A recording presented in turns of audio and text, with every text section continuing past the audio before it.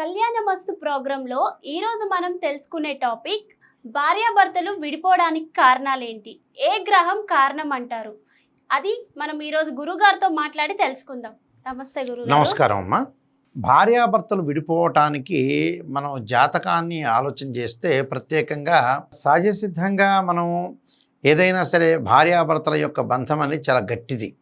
అంటే wife and husband relation అనేది ఒక బాండింగు, ఒక mutual understanding, difference of opinions లేకుండా ఇద్దరు కూడా ఉన్న కాలం, అంటే లైఫ్ స్పాన్ అనేది ఎంతవరకు ఉంటుందో అంతవరకు కూడా లైఫ్ను లీడింగ్ చేసే కాలం అనేది ఒక పీరియడ్ ఆఫ్ టైం అనేది భార్యాభర్తలు బాండింగ్గా ఉండి ముందుకు వెళ్ళాలి. అంటే భార్యాభర్తలు సఖ్యతగా ఉండటానికి కూడా సఖ్యతగా ఉండటము, మంచి సంతానము, మంచి ధనము, అలానే ఆహ్లాదకరమైన వాతావరణం ఉండాలంటే భార్యాభర్తలు ఎప్పుడు కూడా విడిపోకుండా ఉండాలి. చాలా కాలం కూడా ఈ మధ్యకాలంలో చాలామంది విడిపోతున్నారు. కారణం ఏమిటి అని అంటే జాతకాలు సరిగా చూసుకోలేకపోవటం, చూసామని చెప్పుకోవటం. అంటే ఒక ఆస్ట్రాలజీ ప్రకారంగా ఒక బర్త్ చార్ట్ని అనాలిసిస్ చేయాలి అని అంటే బర్త్ చార్టే కాకుండా భావచక్రము, నవాంశాన్ని, D9 చార్ట్స్ని కూడా అనాలిసిస్ చేయాలి. దశలు, అంతర్దశలు అనాలిసిస్ చేయాలి. జాతకపరంగా 2 జాతకాలను అనాలిసిస్ చేయాలి.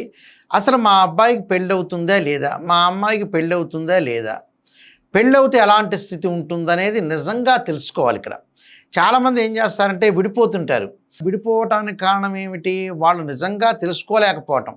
మా దగ్గరికి చాలామంది వస్తుంటారు. వచ్చేవాళ్ళు ఎలా ఉంటారంటే కొంచెం ఇప్పుడు ఒకవేళ మనం నిజంగా జాతకపరంగా బాగలేదు అని అంటే అది నెగిటివ్ అనిపిస్తుంటుంది వాళ్ళలో. నిజాన్ని తెలుసుకోవటం చాలా ఇంపార్టెంట్ కదా, జీవితంలో సత్యం తెలుసుకోవటం చాలా ఇంపార్టెంట్.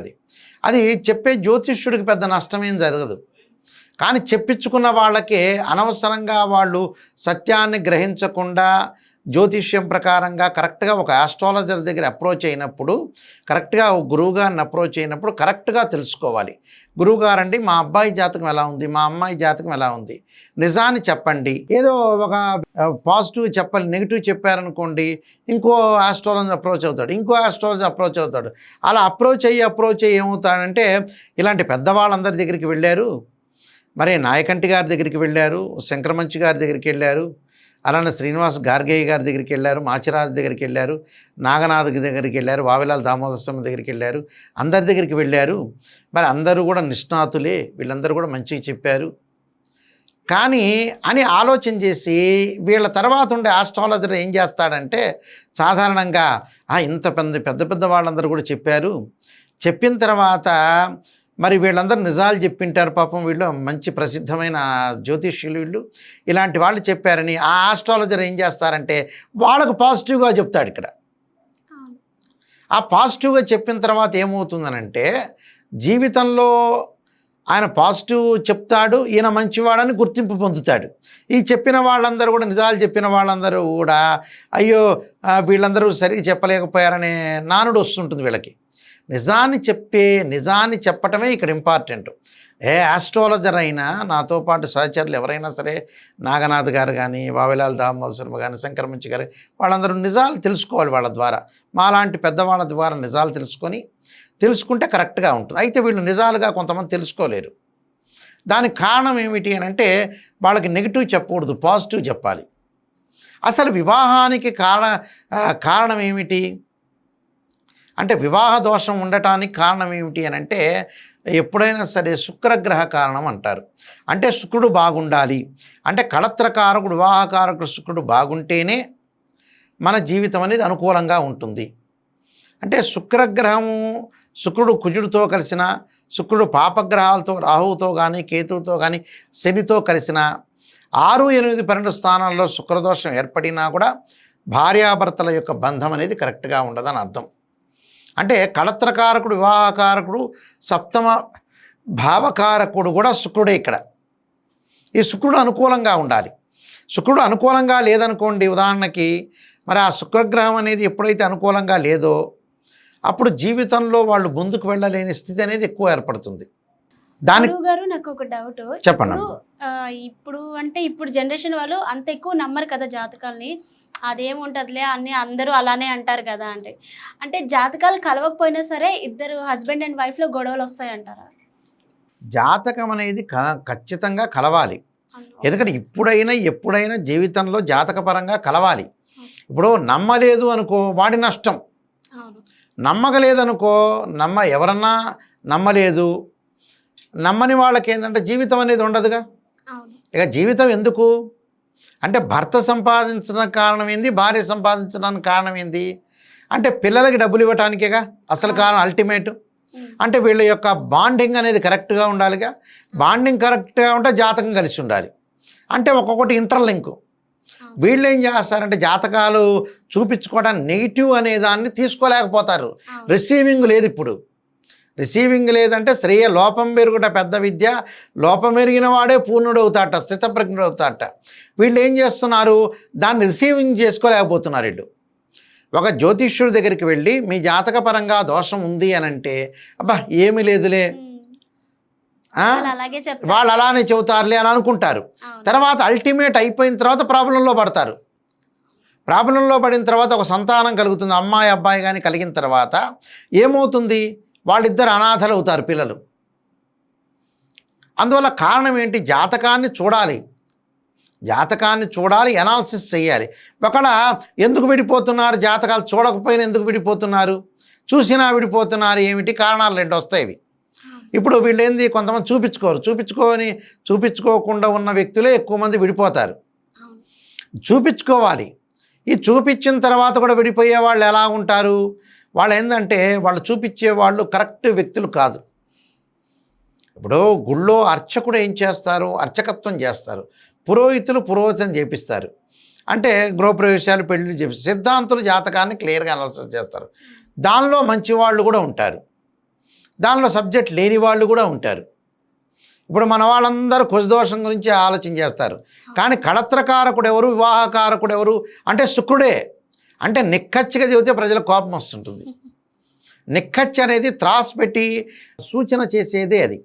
అంటే శుక్రగ్రహం అనేది వివాహానికి కళత్రకారకుడు, సప్తమ భావకారకుడు. ప్రపంచంలో ఎన్ని కోట్ల మంది ఉంటారో అన్ని కోట్ల మందికి, స్త్రీలకి పురుషులకి సప్తమ భావకారకుడు ఎవడు, కళత్రకారకుడు ఎవరు అంటే శుక్రుడే. శుక్రుడు పాపగ్రహాలతో కలిసి ఉంటే బంధం అనేది విడిపోతుంది. ఇవన్నీ అనాలిసిస్ చేయాలి. 2, 7, 8, 12 భావాలను అనాలిసిస్ చేయాలి, కుజదోషాన్ని అనాలిసిస్ చేయాలి, శుక్రదోషాన్ని అనాలిసిస్ చేయాలి. 6, 8, 12 స్థానాల్లో శుక్రదోషం ఉండకూడదు, శుక్రుడు పాపగ్రహ నక్షత్రాల్లో ఉండకూడదు. ఇవన్నీ కంప్లీట్గా అనాలిసిస్ చేయాలి. రెండింటినీ మ్యాచింగ్ చూడాలి. అంటే రెండింటిని మ్యాచ్ చూడాలి. మ్యాచ్ చూసిన తర్వాత జాతకపరంగా ఏదన్నా దోషం ఉంటే ఆ దోషాన్ని మనం పరిహారం చేసుకొని ముందుకు వెళ్తే లైఫ్ అనేది సక్సెస్ అవుతుంది. వీళ్ళు ఏం చేస్తారు, లైఫ్ సక్సెస్ విషయంలో ఆలోచన చేసేది ఏంటంటే మనిషి పుట్టినప్పటి నుంచి కూడా చనిపోయే వరకు కూడా పునరపి జననం పునరపి మరణం అన్నారు. మరణించే వరకు కూడా 50% మన చేతుల్లో ఉంటుంది. 50% మన చేతుల్లో ఉన్నదాన్ని చాలా జాగ్రత్తగా పూర్వజన్మలో ఉండే కర్మ ఫలితాన్ని, వివాహ బంధం అనేది చాలా గట్టి బంధం. ఎందుకంటే వివాహ బంధం ఈ కాలంలో ఆషామాషికి తీసుకునే వాళ్ళు కొంతమంది ఉన్నారు. మీరు చెప్పినట్టు పాత రోజులు అలా లేదు. పాత రోజుల్లో ఎలా ఉందనుకుంటున్నారు, ఒక పెళ్లి కొడుకు పెళ్లి కూతుర్ని చూడడం, ఆ పెళ్లి కొడుకు వాళ్ళ అన్నో తండ్రి వచ్చి చూస్తారు. పెళ్లి కూతురు పెళ్లి కొడుకుని చూడరు, ఆ పెళ్లి కూతురు అన్నో తండ్రి వచ్చి చూసి వెళ్ళిపోయి జీలకర్ర బెల్లం సుముహూర్తం అప్పుడే చూసుకుంటారు వాళ్ళు. అప్పుడు బంధాలు గట్టిగా ఉన్నాయి. అంటే అప్పుడు గ్రహాలు కూడా ఎలా ఉన్నాయంటే ఒక రాశి చక్రంలో అన్ని విడివిడిగా ఉన్నాయి గ్రహాలు.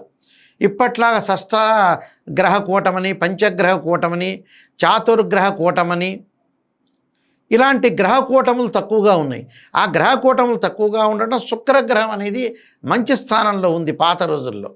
ఇప్పుడు ఏంది, శుక్రుడు నీచబట్టం, అలానే శుక్రుడు శత్రుక్షేత్రంలో ఉండటం, నీచ స్థానంలో ఉండటం, శుక్రుడు పాపగ్రహాలతో కలిసి ఉండటం, అలానే పాపగ్రహ నక్షత్రాల్లో ఉండటం, అసలు కళత్రకారకుడు శుక్రుడు కరెక్ట్గా లేకపోవటం, 2, 7, 8, 12 భావాలు బాగా లేకపోవటం వల్లనే వీళ్ళు విడిపోతున్నారు. Correct match చూసుకోవట్ల. ఇంకొక సంఘటన ఉంది ఇందులో విడిపోవటానికి కారణం. ఈ జాతక చక్రాన్ని చూపించేటప్పుడు మామూలు వాళ్ళకి తెలియని వాళ్ళకి చూపిస్తుంటారు. అసలు గ్రహాల యొక్క డిగ్రీలను కూడా అనాలిసిస్ చేయాలి. గ్రహాల యొక్క డిగ్రీలు కూడా అనాలిసిస్ చేసి ముందుకు వెళ్ళాలి. గ్రహాల యొక్క డిగ్రీలు చూసి జాతకపరంగా ఇన్ని డిగ్రీల్లో ఈ గ్రహం ఉంది, అది ఉచ్చలో ఉందా, నీచలో ఉందా, స్వక్షేత్రంలో ఉందా, ఏ గ్రహాల యొక్క కాంబినేషన్ ఉందని కూడా చూడాలి. చూస్తేనే మనకు తెలుస్తుంది, లేకపోతే తెలియదు. ఇలాంటివన్నీ అనాలిసిస్ చేయకుండా ఏదో చూపించామండి, మేము ఒక వ్యక్తి ఎవరో ఉన్నారు, పాపం ఏదో ఆయన ఇచ్చింది ఏదో తీసుకుంటున్నారు దక్షిణ అని వీళ్ళు ఆ ఇచ్చింది ఏదో తీసుకొని ఈ జనాలు కొంత డబ్బులు లోభి అంటారు చూడు, లోభత్వంతో వాళ్ళకేదో ఆ దక్షిణ తాంబూలం పెట్టి ఆయన కూడా అలానే చూస్తాడు. అలాంటి వాళ్ళు దొరికించుకొని ఫంక్షన్ హాల్లోనేమో లక్షల కోట్లు పెట్టి తిన్నంత తిని ఒక 50 వంటకాలు చేసి ఆ తిన్నంత తిని ఆ కుక్కలకు పడేస్తుంటారు వీళ్ళు.